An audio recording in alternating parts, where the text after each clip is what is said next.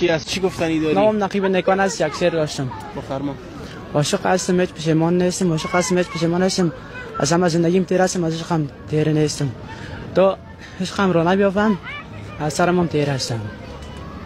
این شعر خودت جور کردی؟ بله. آفرین. دیگه از این شعرام دیگه هم داری؟ دیگه باشه دیگه کمش که در جا یگان دانی دیگه هم بگو تو. باشه دیگه بود دیگه وقت. خب آل تو عاشق هستی؟ چند سال است که عاشق هستی؟ 2 سال میشه دیگه. 2 سال. شکست خو نخوردی؟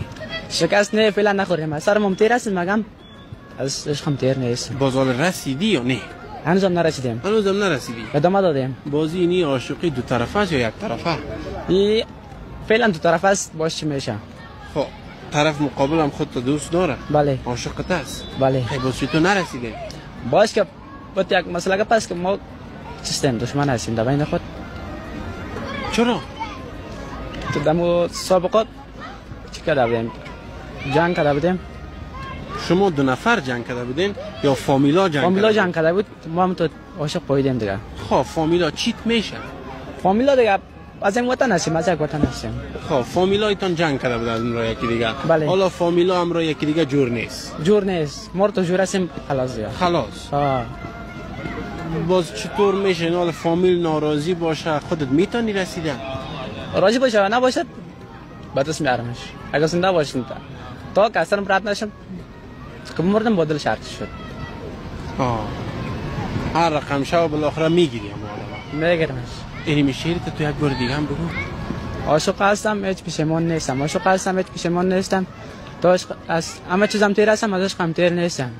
تو عشقم رو تو به عشقم نرسم، از سرم هم تیر هستم. باز از این شعرها گفتی دیگه هم دارم. دیگه هم از سال فعلا بود.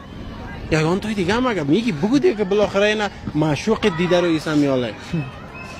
باشه دیگه اسم عشق دیده رو ایس خاطر ازو میگم. باز اگه گفتنی داشته باشی برای عشق چی گفتنی داری؟ گفتنی من این است که بعد یک کسی نباید که کسی عشق عاشقی نکنه. که کدام از بعد عشقشانی مرا نباید الاوتم. هم تو مردانواری مردانوار باشه، ساد باشه. پیامت همی است. پیام اینمی است. بله. کدام گفتنی دیگه نداری؟ نه تشکر. تشکر. زنده بر خدا نگهدار. سلامت باشی.